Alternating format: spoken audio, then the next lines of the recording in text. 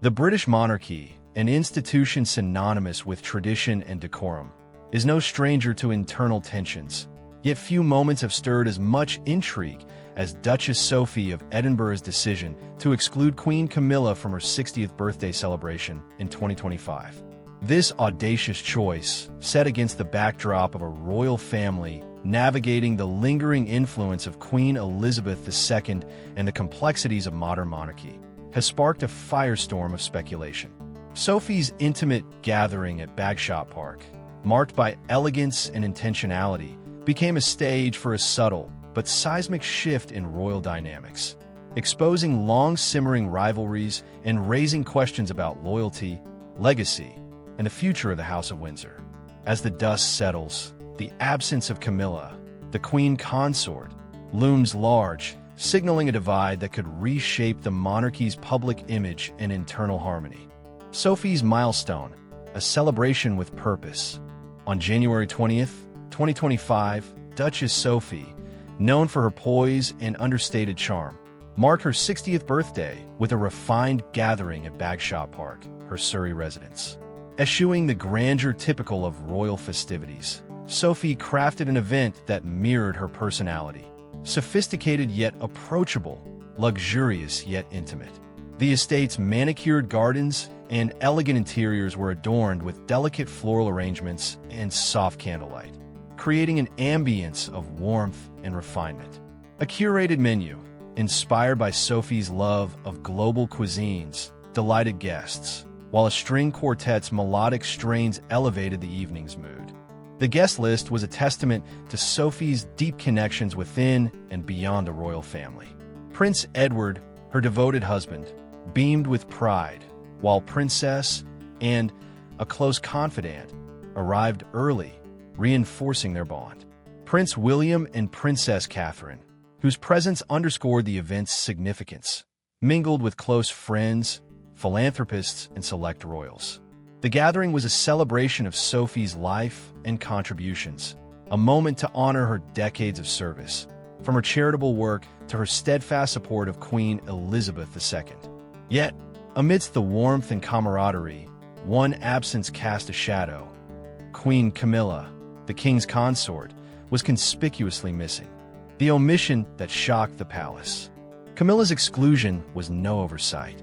Insiders revealed that Sophie deliberately chose not to invite the Queen Consort, a decision that reverberated through royal circles and sparked whispers among the guests. For many, the move was unthinkable, a breach of protocol that challenged the monarchy's veneer of unity. Yet, for those familiar with the undercurrents of Sophie and Camilla's relationship, it was less surprising. Their rapport, marked by polite distance and occasional friction, has long been a subject of quiet speculation, rooted in their contrasting journeys within the royal family and the lingering legacy of Princess Diana.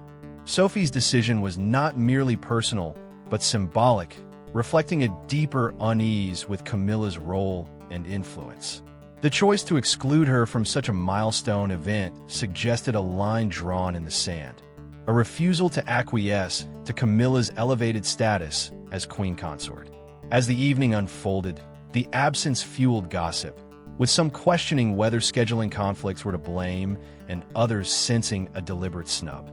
The truth, as sources close to Sophie confirmed, leaned toward the latter, pointing to a culmination of tensions that have simmered since Sophie's entry into the royal fold. Sophie's rise, a beacon of grace. When Sophie Rhys-Jones married Prince Edward in 1999, she brought a breath of fresh air to the monarchy. A former public relations executive, she possessed a rare blend of elegance, professionalism, and relatability that endeared her to Queen Elizabeth II and the public alike. Her clean reputation and tireless work ethic, evident in her patronage of over 70 charities, focusing on children's welfare, education, and disability rights, earned her widespread respect. Sophie's ability to navigate royal life without scandal, coupled with her warm demeanor, made her a trusted ally of the late Queen, who often invited her to accompany her at public engagements. Sophie's seamless integration stood in stark contrast to Camilla's turbulent path. In the late 1990s, Camilla was still grappling with public and royal skepticism due to her role in the breakdown of Charles and Diana's marriage. The affair, which began in the 1980s and continued through Charles's marriage, had left Camilla a polarizing figure, her acceptance within the palace hard-won. Sophie's arrival, with her effortless charm and the Queen's evident fondness, highlighted Camilla's struggles, fostering a subtle rivalry. Media comparisons often cast Sophie as the poised newcomer and Camilla as the embattled consort, amplifying tensions. Queen Elizabeth's affection for Sophie was palpable. Their shared interests, from horse racing to philanthropy, and Sophie's role as a confidant during the Queen's later years deepened their bond. After Prince Philip's death in 2021, Sophie's support for the grieving monarch solidified her status as a pillar of the family. This closeness, while a source of pride for Sophie, likely exacerbated Camilla's insecurities as she worked to carve out her own place in a family still healing from Diana's tragic death in 1997. Camilla's journey, from scandal to sovereignty. Camilla's path to queen consort is a study in resilience. Her romance with Charles, sparked in the early 1970s, was thwarted by royal expectations that deemed her an unsuitable match for the future king. Despite marrying Andrew Parker Bowles in 1973, Camilla maintained a deep connection with Charles, which reignited during his troubled marriage to Diana. The affair, exposed in the 1990s, unleashed a torrent of public criticism, with Camilla vilified as the other woman. Diana's 1995 Panorama interview, where she famously declared, "There were three of us in this marriage," cemented Camilla's notoriety. Following Diana's death, Camilla and Charles faced an uphill battle to gain acceptance. Their 2005 marriage, understated ceremony compared to Charles's first wedding, marked a turning point, but public sentiment remained divided. Camilla's dedication to causes like literacy, domestic violence, and osteoporosis, combined with her loyalty to Charles, gradually softened perceptions. By 2022, Queen Elizabeth's public endorsement during her Platinum Jubilee, expressing hope that Camilla would be recognized as queen consort, solidified her role. Yet, for some, including Sophie, the scars of the past lingered. The roots of rivalry, tradition versus transformation. Sophie's unease with Camilla stems not from personal animosity, but from a profound respect for the monarchy's legacy. As a traditionalist who revered Elizabeth's reign, Sophie viewed Camilla's history as a stain on the institution's honor. The affair's fallout, which destabilized the monarchy and fueled public distrust, clashed with Sophie's commitment to duty and decorum. Camilla's ascension to queen consort, while accepted by Charles and much of the public, represented for Sophie a departure from the values she associated with Elizabeth's era. This tension was compounded by Camilla's growing influence after Elizabeth's death in 2022. As queen consort, Camilla wielded significant authority, overseeing decisions that shaped the monarchy's direction. One such choice, the sale of Elizabeth's cherished racehorses in 2023, struck a nerve with Sophie. The late queen's passion for horse racing was a cornerstone of her identity, and the dispersal of her stable, seen by many as a break from tradition, felt to Sophie like a betrayal of Elizabeth's legacy. This decision, coupled with Camilla's increasing prominence, deepened Sophie's resolve to assert her own boundaries. The birthday snub, a statement of autonomy.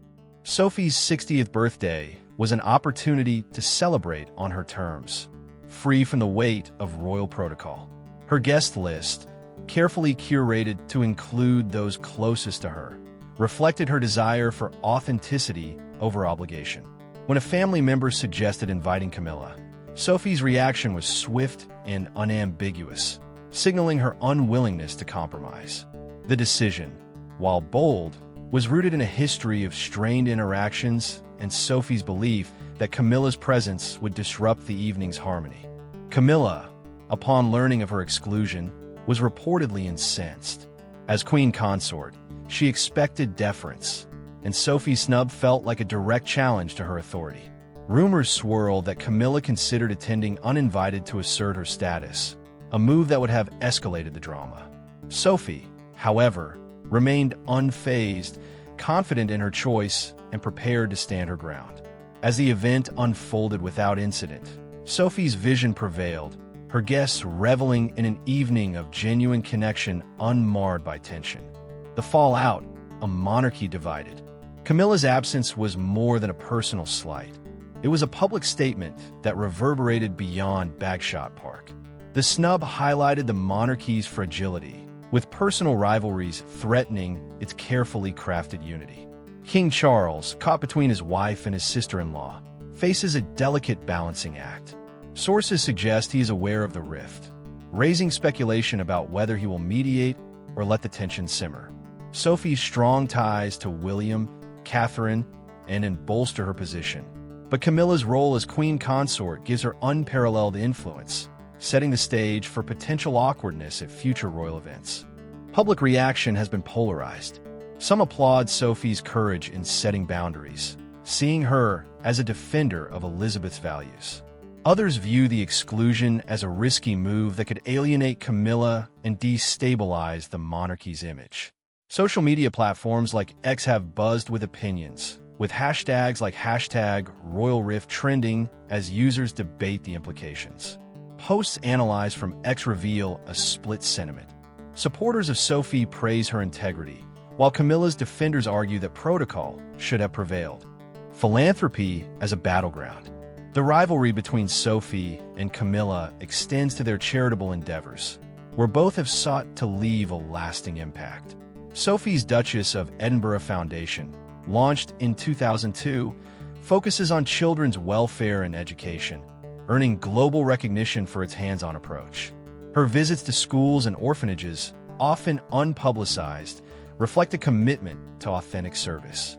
Camilla, meanwhile, has championed literacy, domestic violence, and health initiatives, using high-profile events to amplify her causes. Her work, while impactful, has sometimes been overshadowed by her controversial past. The competition for philanthropic prominence has been subtle but undeniable. Sophie's rising profile in the early 2000s, bolstered by Elizabeth's support, occasionally eclipsed Camilla's efforts, particularly when their initiatives overlapped, such as literacy programs. Media coverage often favored Sophie's relatable approach, intensifying Camilla's need to prove her worth. While neither woman has publicly acknowledged the rivalry, their dueling efforts underscore a struggle for influence within the royal hierarchy. The path forward, reconciliation or rupture. The Sophie-Camilla divide poses a challenge for the monarchy's future. Royal experts are divided on whether reconciliation is possible. Some argue that duty will compel both women to mend fences, as the monarchy's stability depends on a united front. Others believe the rift, rooted in decades of mistrust, may be irreparable. Charles's intervention could bridge the gap, but risks alienating one party. Sophie's exclusion of Camilla, while a personal triumph, may complicate her standing if Camilla leverages her authority to marginalize her. The broader implications are significant. A fractured royal family risks eroding public trust, particularly in an era when the monarchy's relevance is under scrutiny. Sophie's alignment with William and Catherine, who represent the monarchy's future, strengthens her position, but Camilla's role as Charles's partner ensures her influence. The coming months, with events like Trooping the Color and state banquets, will test their ability to coexist. As the House of Windsor navigates this turbulent chapter, Sophie's bold stand and Camilla's response reflect the timeless interplay of power and principle. The monarchy, for all its pomp, is a human institution shaped by the ambitions and loyalties of its members. Whether this rift heralds a new era of assertiveness or a deepening divide, one thing is clear. The echoes of Elizabeth's legacy and Diana's shadow continue to shape a family and a nation in flux.